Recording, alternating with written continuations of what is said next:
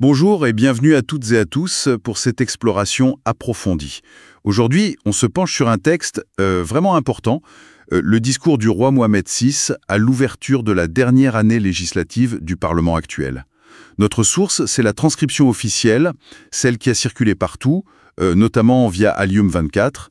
L'objectif, décortiquer ensemble ce discours, comprendre les orientations, les priorités, la vision pour le Maroc, qu'est-ce qu'on dit aux parlementaires, et puis à la nation entière à ce moment précis. Oui, bonjour. C'est un moment très significatif. Vous savez, ces discours royaux d'ouverture parlementaire, ils sont toujours cruciaux.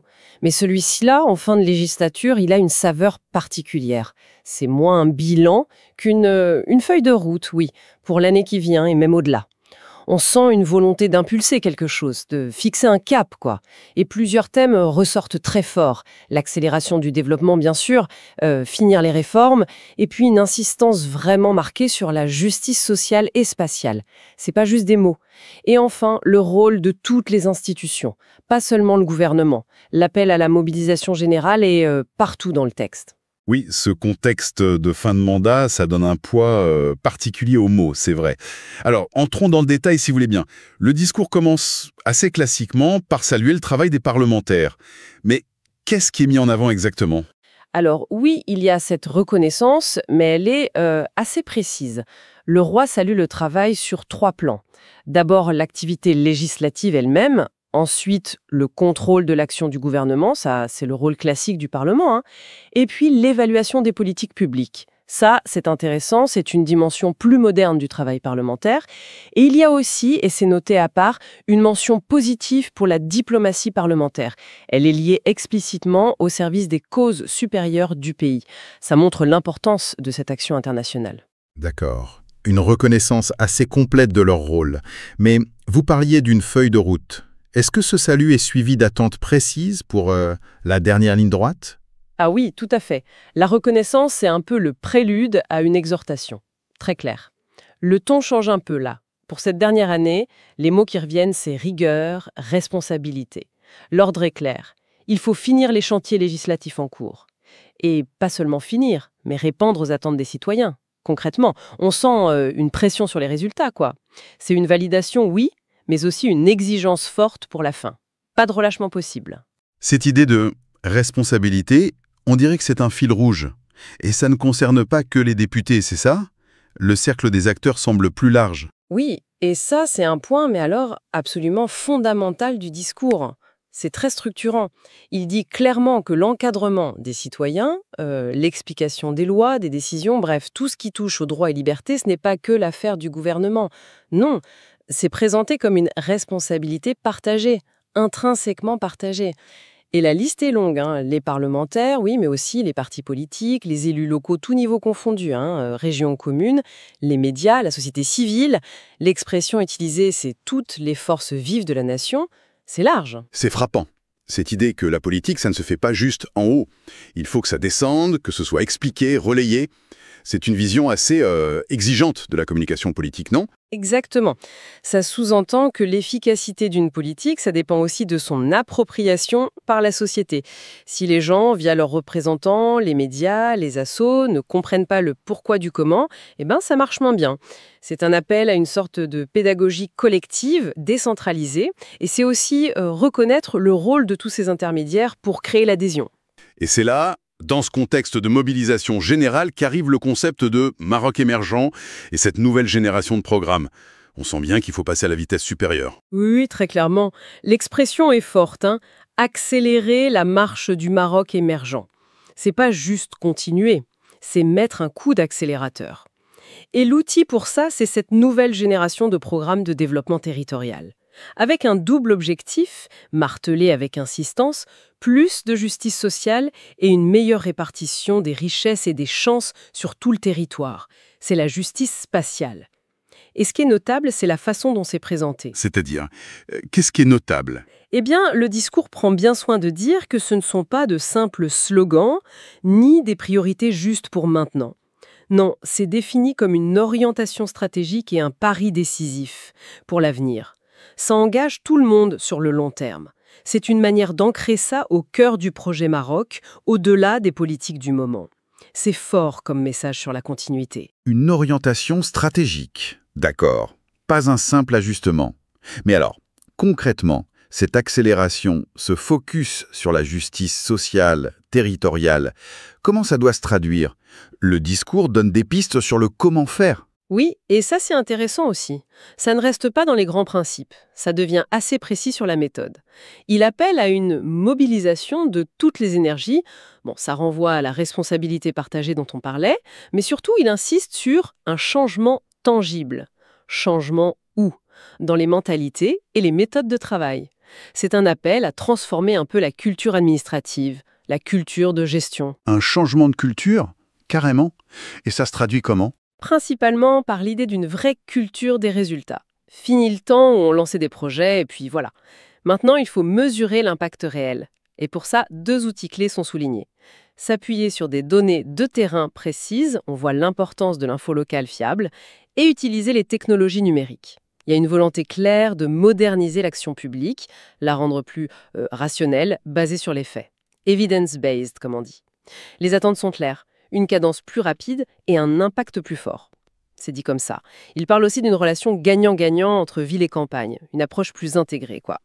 Culture du résultat, données, numérique, rapidité, impact. Le cahier des charges est assez précis. Et si on regarde le contenu de ces programmes, alors, quelles sont les priorités d'action mises en avant? Le discours liste plusieurs axes prioritaires. Alors, sans grande surprise, on a d'abord l'encouragement des initiatives locales, des activités économiques qui créent du revenu, soutien à l'entrepreneuriat local, quoi. Ensuite, la création d'emplois, avec une cible claire, les jeunes, c'est une préoccupation constante. Puis, logiquement, les secteurs sociaux, éducation et santé. Et enfin, un axe plus global de réhabilitation territoriale. Ça doit recouvrir les infrastructures, le logement, le cadre de vie. Des priorités assez classiques pour le développement finalement. Mais est-ce qu'il y a des points plus saillants ou des avertissements? Oui, oui, absolument. Et au-delà des objectifs positifs, il y a un passage qui est assez sévère.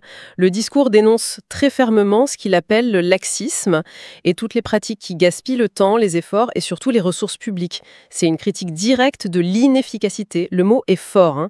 Il juge inacceptable un faible rendement des investissements publics. C'est plus qu'un constat, c'est un avertissement très clair, hein. À tous les niveaux, l'argent public doit être bien utilisé, fini les retards, les gaspillages. Ça fait écho à la culture du résultat, justement. Une mise en garde contre l'inertie. Ce lien entre culture du résultat et dénonciation du laxisme est effectivement assez frappant. L'un ne va pas sans l'autre, en quelque sorte. Bon, maintenant, au-delà de ces priorités généraux et de cette exigence d'efficacité, est-ce que le discours va plus loin? Est-ce qu'il cible des zones géographiques, des thématiques plus spécifiques? Oui, et c'est là qu'on voit une sorte de géographie prioritaire se dessiner. Le discours identifie 3 zones ou thématiques qui demandent une attention spéciale. Ça pose d'ailleurs la question de comment l'équité territoriale va se faire concrètement. Premièrement, une attention renforcée pour les régions les plus fragiles, en tenant compte de leurs spécificités. Et il cite nommément les zones de montagne et les oasis. Les zones de montagne et les oasis. Des territoires avec des défis bien particuliers, ça. Qu'est-ce qui est dit pour eux? Pour les montagnes, le discours va assez loin. Il dit qu'il est nécessaire de repenser le développement de ces zones. Quand même, 30% du territoire, ce n'est pas rien. L'appel, c'est à leur donner une vraie politique publique intégrée qui ne fait pas que combler les manques, mais qui valorise leurs nombreuses potentialités. Ressources naturelles, tourisme, produits locaux, souvent sous-exploités. Pour les oasis aussi, c'est prendre en compte leur fragilité, leurs besoins propres. Et plus largement, pour ces zones fragiles, il insiste sur la solidarité et la complémentarité entre régions. Sortir de la compétition, aller vers plus de coopération interrégionale pour un développement équilibré. D'accord. Et le deuxième focus, c'est quoi? Le deuxième focus, c'est le littoral. Les côtes marocaines, c'est souvent là qu'il y a beaucoup de pression, économique, démographique.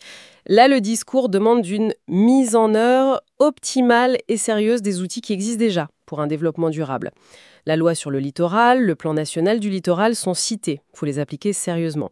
L'enjeu, c'est trouver l'équilibre entre le développement rapide, tourisme, urbanisation, et la protection de l'environnement côtier, la valorisation de son potentiel sur le long terme.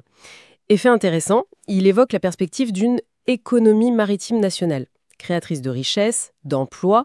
Ça va plus loin que le tourisme. Pêche, aquaculture, biotechnologie marine peut-être, transport. Une vraie stratégie bleue. Une stratégie bleue, c'est une belle ambition ça. Et le troisième point? Le troisième point, ça concerne plus l'aménagement du territoire.